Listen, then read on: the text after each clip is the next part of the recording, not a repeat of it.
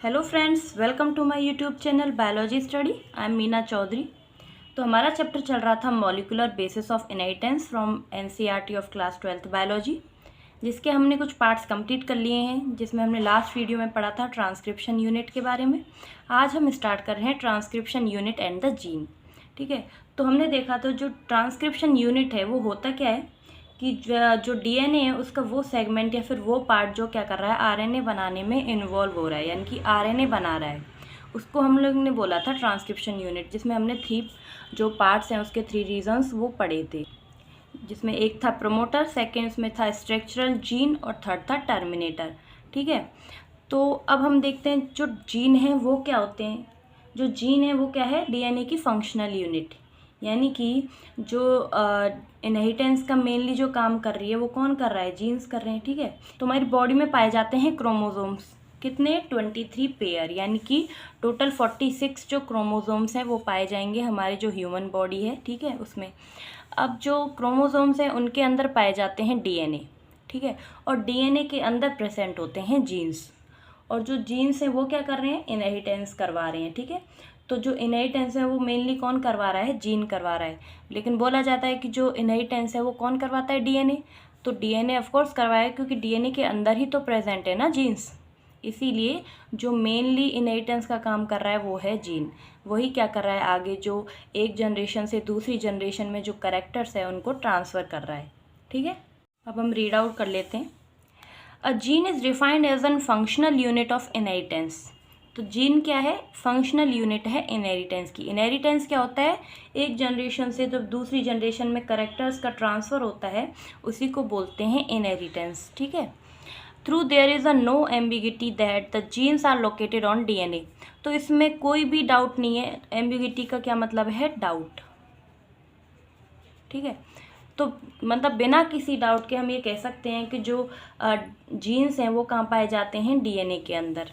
ठीक है, it is difficult to literally define a gene in terms of a DNA sequences. तो ये define करना डिफ़िकल्ट है कि जो जीन्स हैं उनमें जो बेसिस हैं उनका सीक्वेंस क्या है। ठीक है, यानी कि जो डीएनए में सीक्वेंस प्रेजेंट होते हैं ना, इन सीक्वेंस के बेस पर जो जीन्स हैं उनको डिफ़ाइन करना क्या है, डिफ़िकल्ट है, मुश्किल है। ठीक है, the DNA sequence coding for tRNA और rRNA molecule also define a gene. तो डीएनए का वो सीक्वेंस जो आरआरएनए बना रहा है या एमआरएनए बना रहा है या फिर टीआरएनए बना रहा है उसको बोलते हैं जीन। और यही जीन एक्चुअली क्या होते हैं, स्ट्रक्चरल जीन्स, जो क्या कर रहे हैं, जो ये ट्रांसक्रिप्शन यूनिट है ना उसमें पार्टिसिपेट करते हैं, इनकी आरएनए बनाते हैं। ठीक है, तो जो आरएनए है वो कितने टाइप्स का है, आरएनए होता है 3 टाइप का। ठीक है, जिसमें होते हैं मैसेंजर आरएनए जिसको बोलते हैं एमआरएनए, सेकेंड होता है टीआरएनए यानी कि ट्रांसफ़र आरएनए, और थर्ड इसमें होता है आरआरएनए यानी कि राइबोसोमल आरएनए। तो यही जो आरएनए है ना इनको बोलते हैं स्ट्रक्चरल जीन, जो क्या कर रहे हैं, आगे जो प्रोटीन है उसको बनाने में इन्वॉल्वमेंट कर रहे हैं, इनकी प्रोटीन बना रहे हैं। ठीक है, however, by defining a cistron as a segment of a DNA coding for a polypeptide, the structural gene in a transcription unit could be said as a monocistronic, mostly in eukaryotes, or polycistronic, mostly in bacteria और prokaryotes। तो इसका क्या मतलब हुआ सब पूरा para का। तो इसमें जो सिस्ट्रॉन है, सिस्ट्रॉन क्या होता है, डीएनए का वो सीक्वेंस, ठीक है, जो क्या करता है, जिसके अंदर होती हैं इन्फॉर्मेशन होती हैं कि जो आगे कौन से टाइप के जो पॉलीपेप्टाइड है वो बनेंगे, यानी कि कौन से टाइप का जो प्रोटीन है वो बनेगा। ये कौन डिफाइन करता है, cistron.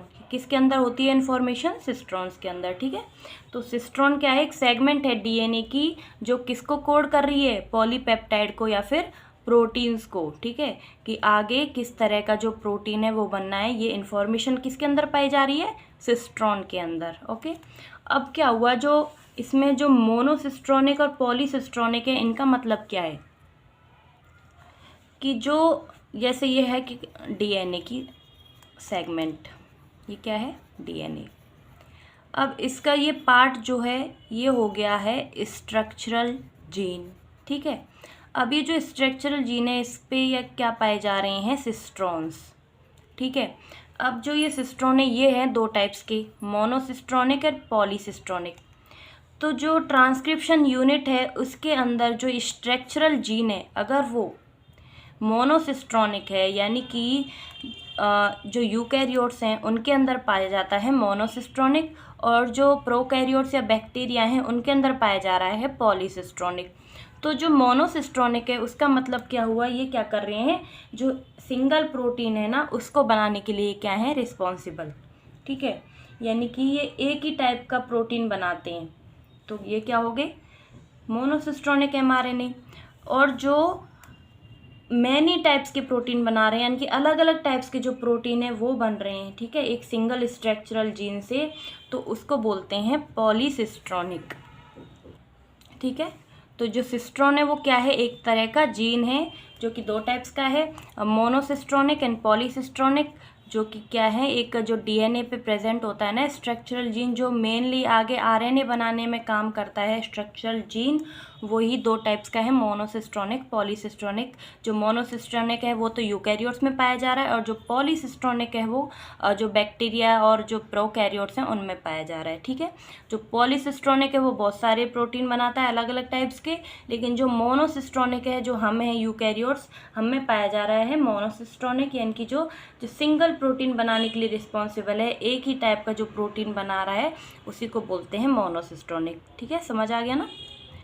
In eukaryotes, the monocystronic structural gene have a interrupted coding sequences and the genes in eukaryotes are split.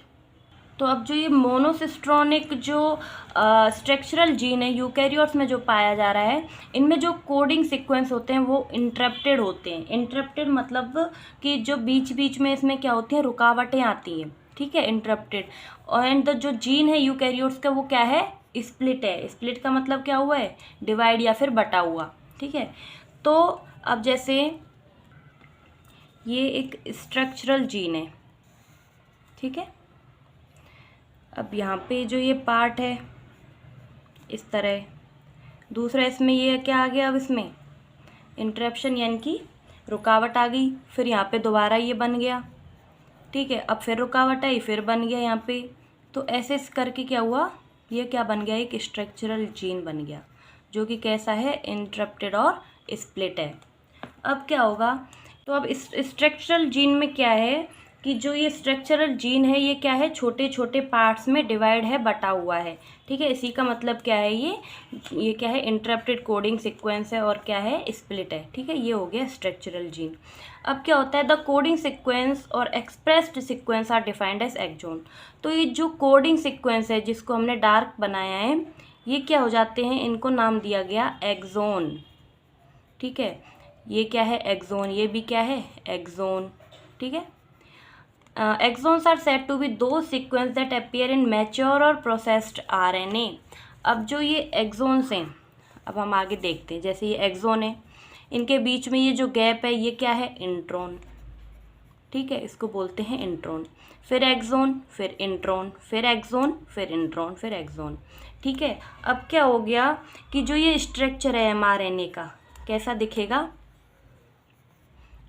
ऐसे, ये हो गया एक्सोन, गैप में इंट्रॉन, फिर एक्सोन, फिर इंट्रॉन, फिर एक्सोन, फिर इंट्रॉन, फिर एक्सोन, फिर इंट्रॉन, फिर एक्सोन, ऐसे ये क्या बन गया, मैसेंजर आरएनए यानी कि mRNA। अब ये जो mRNA है ये कैसा है, ये प्रो mRNA है, क्योंकि ये क्या है, इमैच्योर, ये अभी मैच्योर नहीं हुआ है। ठीक है, तो इसको बोलते हैं प्रो mRNA। अब इस प्रो mRNA में क्या होगी, RNA स्प्लाइसिंग। ये प्रोसेस हम आगे डिटेल में पढ़ेंगे। ठीक है, अब इसमें क्या होगी, RNA स्प्लाइसिंग, जिसकी वजह से क्या होगा, जो ये इंट्रॉन पार्ट है ना ये हट जाएगा, खाली जो बनेगा मैच्योर mRNA में वो मिलेगा सिर्फ एक्सोन, यानी कि डार्क जो एक्सोन पार्ट था ना वही मिलेगा सिर्फ मैच्योर mRNA में। ठीक है, क्योंकि इंट्रॉन तो जो RNA स्प्लाइसिंग है उसकी वजह से क्या हो जाएगी, हट जाएंगे। ठीक है, अब ये क्या बन जाएगा, मैच्योर RNA। तो ये प्रोसेस इसमें बताइए कि जो एक्सॉन है आर सेट टू बी दो sequence that appear in mature or processed RNA. तो एक्सॉन्स क्या हैं, वो सीक्वेंस जो कि मैच्योर आरएनए में दिख रहे हैं, ठीक है, जो मैच्योर आरएनए बन रहा है या फिर प्रोसेस्ड आरएनए बन रहा है जो प्रोसेसिंग के बाद, उसको बोल रहे हैं हम एक्सॉन सीक्वेंस। ठीक, जो ये कोडिंग सीक्वेंस था जो एक्सॉन थे वही क्या है, आगे जो मैच्योर आरएनए है उसके अंदर पाए जाएंगे, इंट्रॉन क्या हो जाएंगे, हट जाएंगे आरएनए स्प्लाइसिंग के द्वारा। The exons are interrupted by the introns. अब जो ये इंटरप्शन आ रही थी, इंटरप्शन की हमने जो जैसे बताया था कि इंटरप्शन क्या होता है कि बीच बीच में रुकावटें, जैसे ये एक्सॉन है, अब ये क्या रुकावट आ गई, इंट्रॉन आ गया बीच में, फिर एक्सॉन आया, फिर रुकावट आई इंट्रॉन ये वाली, ठीक है। तो जो इंट्रॉन थे वो क्या थे, इंटरप्शन थे, जो कि आगे आरएनए स्प्लाइसिंग के द्वारा हट जाते हैं, और जो मैच्योर आरएनए में उसमें क्या बनते हैं, सिर्फ एक्सॉन्स मिलते हैं, ठीक है। And the exons are interrupted by intron. Introns are intervening sequence do not appear in mature or processed RNA. तो जो इंट्रॉन है वो क्या है, वो सीक्वेंस है जो कि मैच्योर जो आरएनए है उसके अंदर नहीं पाया जाता, ठीक है, वो कि हट जाता है आरएनए स्प्लाइसिंग में। And the split gene arrangement further complicate the definition of a gene in terms of DNA segment। ठीक है, तो जो एक्सॉन है वो क्या कर रहे हैं, किसी चीज़ के कोड कर रहे हैं, यानी कि जो प्रोटीन बना रहे हैं ना वो एक्सॉन ही बना रहे हैं, तो वो प्रोटीन को कोड करते हैं कि आगे कौन सा प्रोटीन बनना है। लेकिन जो इंट्रॉन है वो किसी के लिए भी कोड नहीं करते हैं, वो नॉन कोडिंग सीक्वेंस होते हैं, ठीक है। The split gene arrangement further complicate the definition of a gene in terms of DNA segment।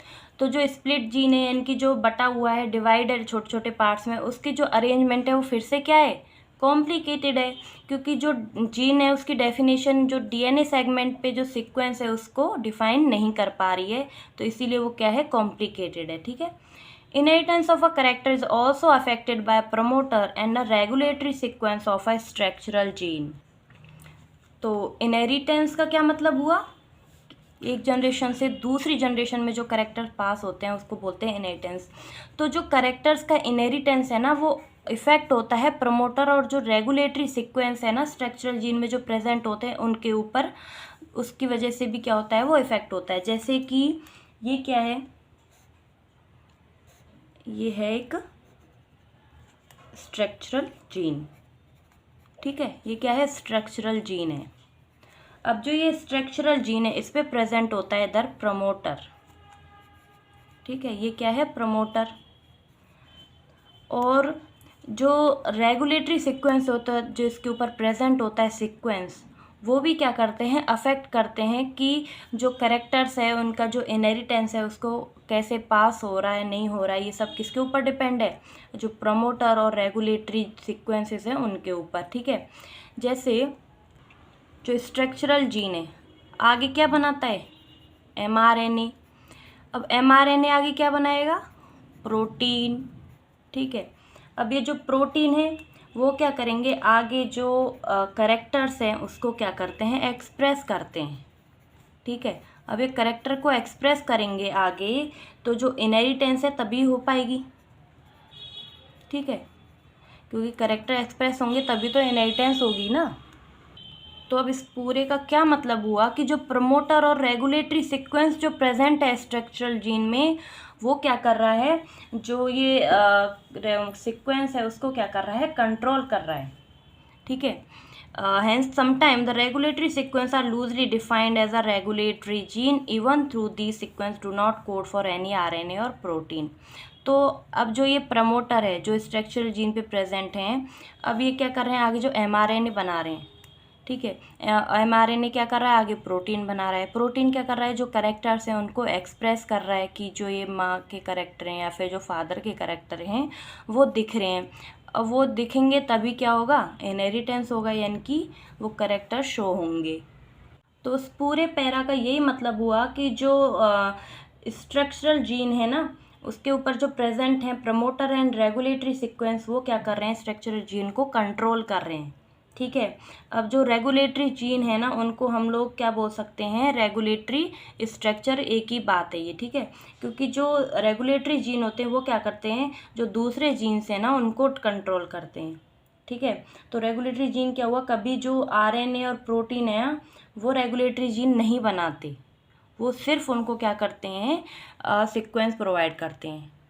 अब क्या हो रहा है, समटाइम्स जो ये रेगुलेटरी सीक्वेंस है इनमें अगर कोई चेंज आ जाए या फिर कोई डिफेक्ट आ जाए तो क्या होगा कि जो ये स्ट्रक्चरल जीन है ये आगे एमआरएनए नहीं बनाएगा। अगर एमआरएनए नहीं बनेगा तो प्रोटीन भी नहीं बनेगा।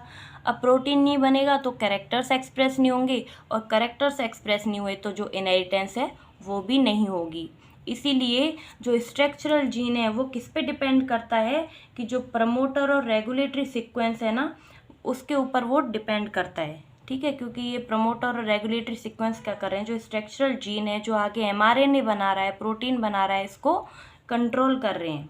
ठीक है, तो आज हम इतना ही करेंगे क्योंकि अब जो नेक्स्ट वीडियो है वो थोड़ा लॉन्ग हो जाएगा, क्योंकि उसमें क्या है टाइप्स ऑफ आरएनए हैं और जो ट्रांसक्रिप्शन प्रोसेस है वो भी है पूरी।